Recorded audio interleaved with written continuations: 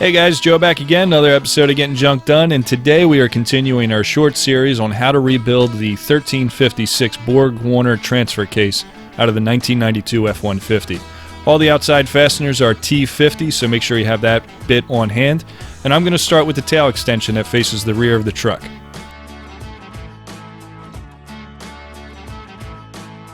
This portion of the transfer case comes off relatively easily. You just got to remove those fasteners. I think there's 5 or 6 of them, and then it should pop off right away. I didn't need a hammer or anything at all to get it off.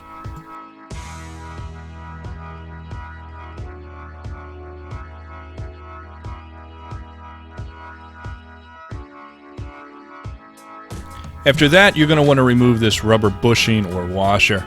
It should just slide right off, but it might be a good idea to spray it down with some silicone spray just to give it some help.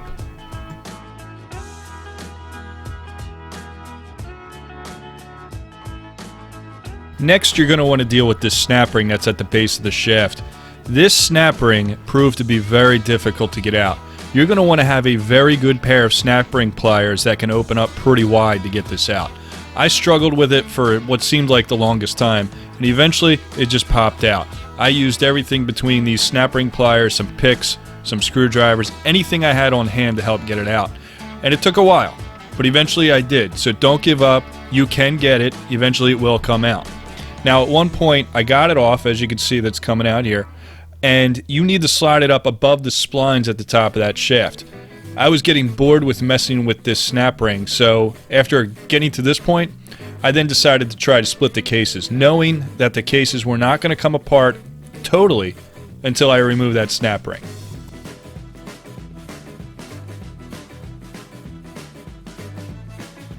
After removing all the fasteners that are holding the two halves together, it might be necessary to do some gentle prying and tapping with a soft face hammer.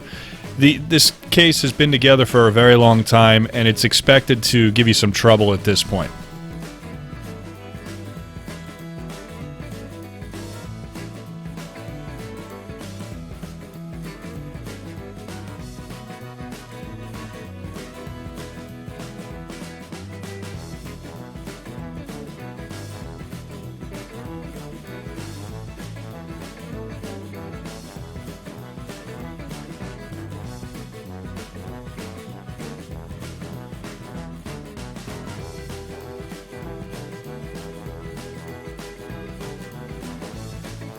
Now that the two halves are separated from each other, I need to pull it up and over the top of this shaft, but I can't do that with the snap ring still installed. So I got to get back to work on that snap ring using my snap ring pliers and a little bit of luck.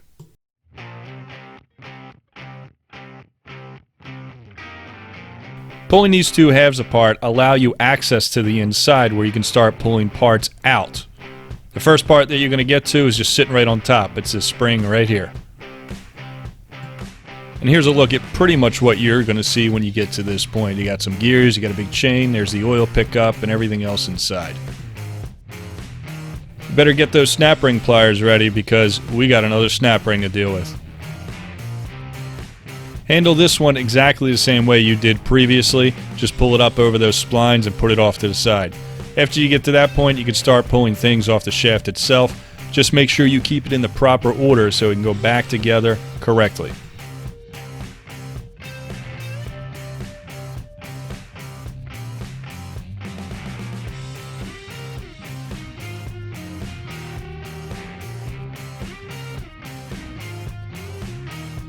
To get those two big gears and giant chain off, you need to remove a snap ring off of the one that's to the left of where I'm standing.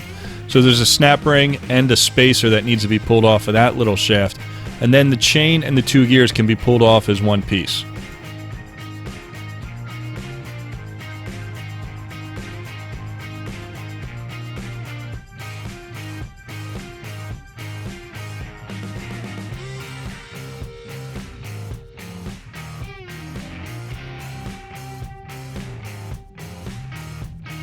Now you might need to wiggle these two together because they are separate pieces, but they're held together with the chain. So a little bit of wiggling and it should come right out.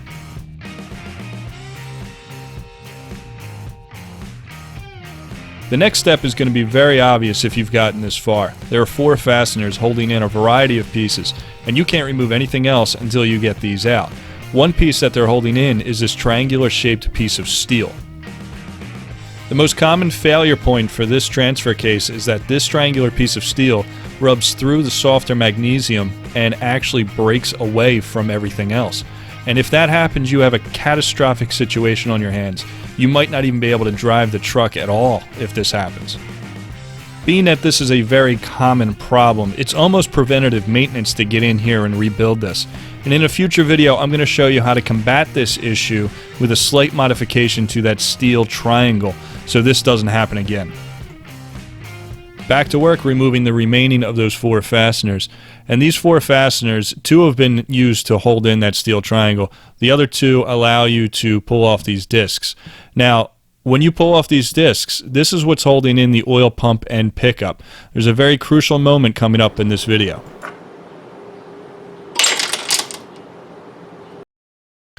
That right there is a look of panic, my friends. I'm not quite sure what just happened, but I should have been more careful.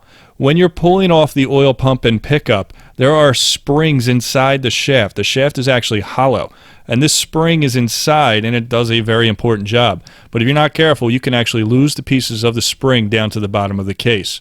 In the end, it's not a big deal. All you got to do is flip the case back over, and those pieces come flying out. Now it's back to just pulling pieces off, making sure you're keeping them in the proper order for reinstallation.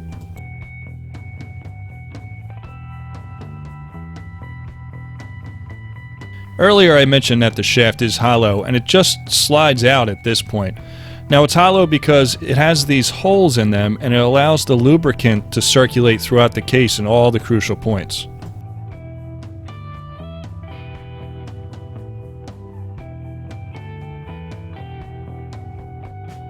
This next piece put up a little bit of a fight, not much, but it did argue a little bit. Eventually came out with a little bit of a pop and everything's fine.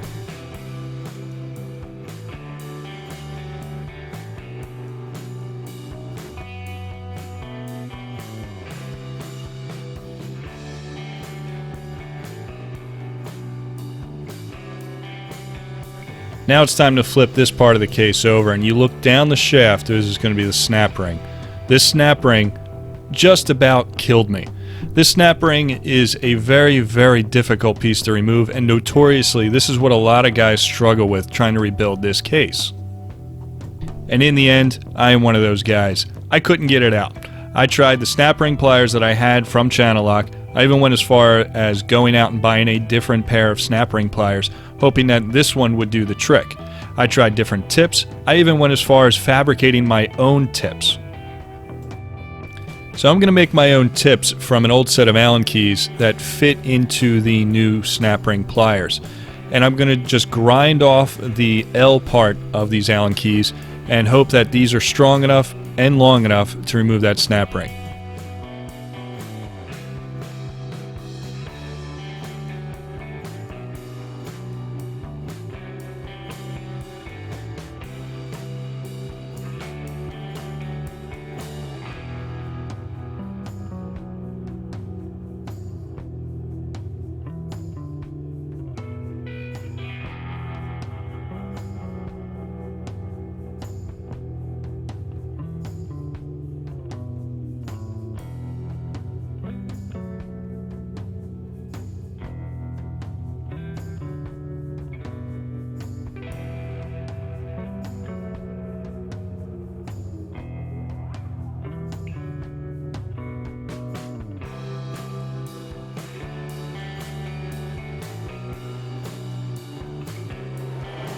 Well, seems that I have hit an impasse. There is a snap ring or a retaining ring holding this shaft and the planetary gears in the transfer case. Now I can't get that retaining ring out. I've tried just about everything I could think of. I started out with these Channellock pliers here, and I didn't have the right tips. I can't find more tips in my toolbox, so I ran out and got these. Now, as you could see on the video earlier, I took some Allen keys and tried to extend the reach because the tips that came with this Lyle brand they weren't long enough to reach all the way down inside. So I took some Allen keys and I ground them down, and I basically made them to fit, hoping that these could substitute for actual pins. It seemed to work for a little while. I was getting some hold on the ring itself, and I was able to stick a pick in the gap between the ring and this shaft here, but I just can't get it out. So judging by the condition of the rest of the transfer case, I'm going to leave this portion of the case alone. The bearing seems like it's in great shape. There's a couple bearings and gears between here and the bottom, which is on the inside at this point.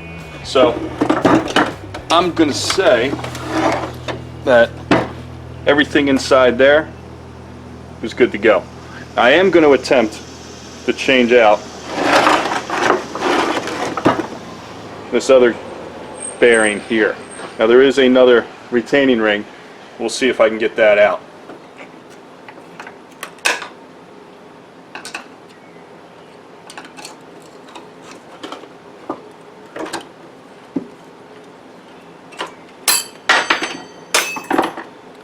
And that is why you wear eye protection when doing snap rings. Well, YouTube, this is pretty much where I'm going to stop, because everything that you see here looks like it's in actually brand new condition. So the bearings right here, down inside there, and on the other side of that, look brand new. So if you were to continue the teardown, this is what you would have to do. On the back side of this, there's a large nut. It's about 2 inches, I'm not quite sure, but you need a large socket to get that off. You remove that, and then you can pull this shaft right out, this one right here, and the bearing will come out as well. I am going to put that snap ring back in and just go with the rebuild at this point. If you were to remove any of these items, this right here is the shifter, and it's connected to the shifter inside your truck. So in order to remove that, you got to remove this metal bar here. It's acting as a spring, like a tensioner almost. To remove that spring, I would suggest getting a piece of cardboard or something and putting over that as you remove it, because it's under such high tension. It's probably going to fly out at you when you come out with it, and it might hurt you real bad. So just be aware, be very careful. And then this right here, being that it's connected to the shifter, you're going to have to remove the linkage on the other side, on the outside of the case. Now on this side there's several items. These are your planetary gears, this is your ring gear. In order to remove the ring gear, there's actually a very large retaining ring. I don't know if you can see the end of it there and there. You'd have to remove that retaining ring to get the ring gear out. And as I mentioned earlier, to get the planetaries out, you got to remove that snap ring from the outside, and then get all that junk out of the way. So this is where I'm going to stop the teardown, and I'm going to start the rebuild. But if you were to replace those bearings, that's what you would have to do. Well, the intention was not to give up halfway through. The intention was to replace those bearings and things like that. But after looking at the condition and weighing the pros and cons of actually going through the trouble of replacing them with the snap rings that are in the way, I'm just going to leave them. The truck's got 130,000, 120,000 miles on it, and those bearings look brand new. So I'm going to just assume that they can make it another 100,000 miles. I think that's a reasonable assumption. But I did kind of mention what you're going to have to go through if you decide to go through that trouble. I'm choosing not to. I'm going to replace everything that is replaceable that's been taken out, and I'm going to put it all back together. I'm also going to show you in a future video the fix for how to avoid that rubbing in the magnesium casing that I pointed out earlier in the video. Well, if you guys like this video, please click like, comment, share, and subscribe. And as always, I can be found on Twitter at GettingJunkDone. Thanks for watching.